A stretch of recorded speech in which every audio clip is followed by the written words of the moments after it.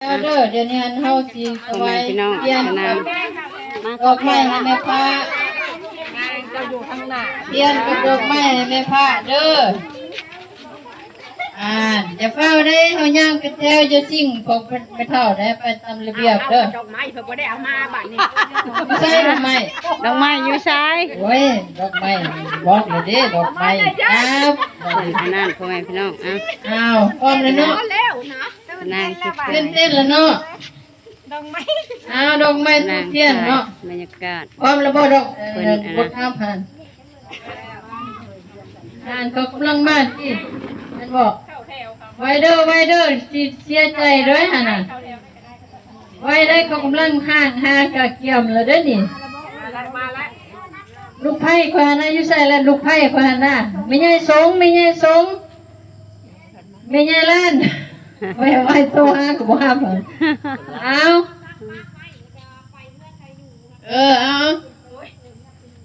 เอาต่อไปนี้เฮาแห่เทียนไปปะต่อหน้าแม่พระเนาะลาไปดงเลยได้สิน้อมถวายแม่บดีและสตรีวิไลโอ้พระมารดาแม่นางมาลีขอแม่ยินดีหาผัวดอกไม้ลุ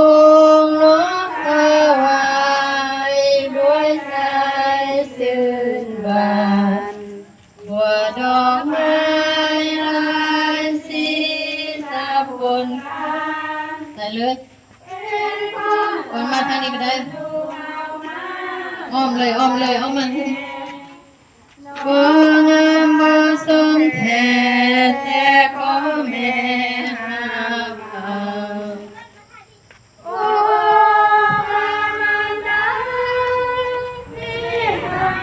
งมาลีขอแม่ยินดีหาผัวดอกไม้ลูกน้องถวายด้วยใจซื่นบานผัวดอกไม้ลายสี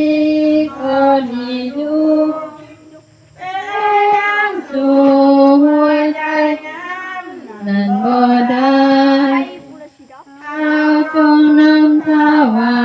ยให้มันดามาดีลงไปพูดได้แล้วโอ้พระมารดาแม่นางมาลีพูดได้แล้วลงไปสิแต่นี่ก็ได้ลงไหมได้หรือดอกไม้ก็แจ้งด้วยค่ะตั้งลังก็ได้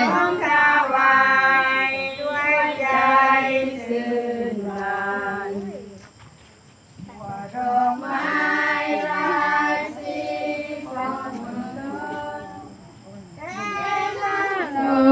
หัวใจงามนั้นบ่ได้เราจงนำถวายให้มันดา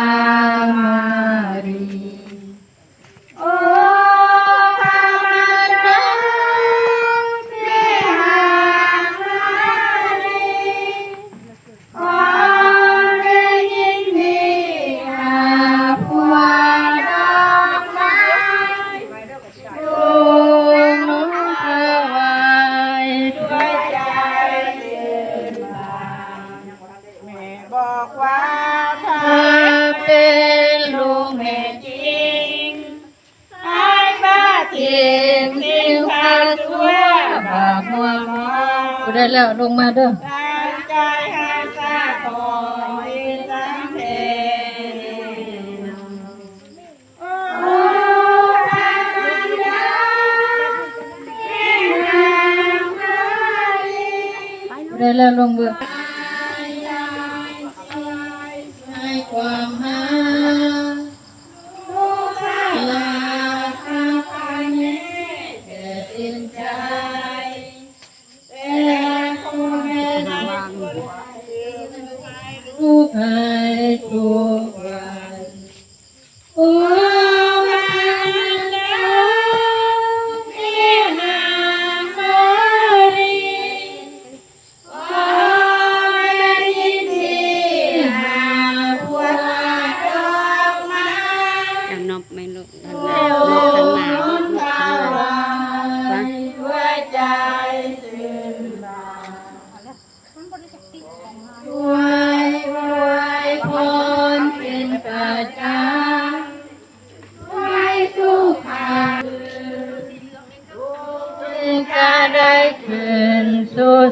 วรรค์วิมานโอ้พระนันทามีหากความถวายด้วยใจซื่นบานหัวดอกไม้นาสีสักคนกันเป็นของหวานลูกเอามาถวายแม่บ่บ่สมแต่ขอแม่หาเอาโอ้พระมันดาแม่หาใจตื่นบานต่อไปนี้เราสวดภาวนาแรงเพื่อขอพระพิเจ้าช่วยแม่พระช่วยพวกเขาให้ได้อวยพรพวกเขาในมืดเดือนของเดือนเมษาและเป็นวันเพ็ญ15ในวันนี้ขอพินัยพวกข้าพเจ้าคือพวกข้าพเจ้าผู้ให้เขาขออย่าปราบพวกข้าพเจ้าในยามถึกหลอกลวงแต่พ้นจากความชั่วให้เดินสาธุโอ้พระคุณเต็มเปี่ยมข้าเจ้าอยู่น้ำข้านำมีบุญและยิ่งใดๆและพระเยซูให้ทอนพระนามเป็นเจ้าจอมบุญสันตามาริยามารดาพระเจ้าขอร้องช่วยเอาคุณบาปอย่ามีแรงเหมือนจะตายสาธุ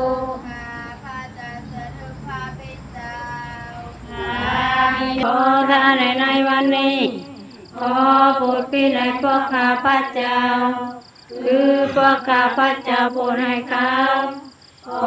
อย่าปราบพวกข้าพเจ้าในยามถึงหลอกลวง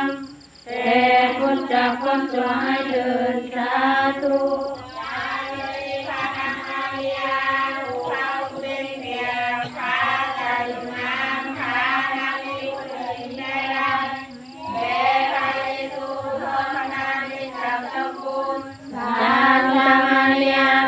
พระเจ้า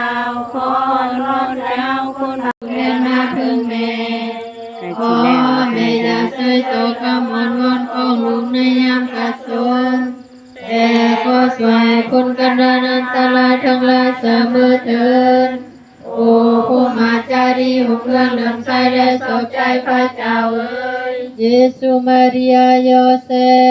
ฟข้าพระเจ้าขอถวายดวงใจวิญญาณแห่งทานเยซูมาริยาโยเซฟขออยู่เฝ้าข้าพระเจ้าในยามใกล้จะตายลาไม่พลาดแล้วเมื่อแล้วเดือนนี้ปีหน้าเดือน10เจอกันให้ทุกเจ้าทุกเฮือนเด้อสมหวังดังปรารถนา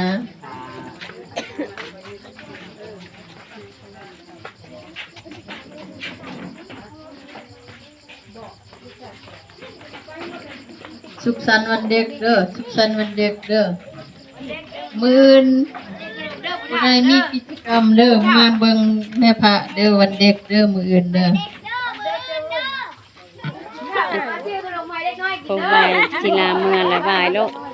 แบบอธิษฐานลูกเอามาจับให้เลย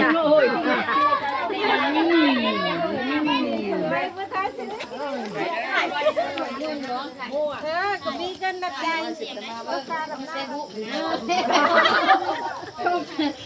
จบเลยไม่ได้ก่อนเดือน10เด้อขอเด้อเพิ่นท่านในคอนเด้อเด้อ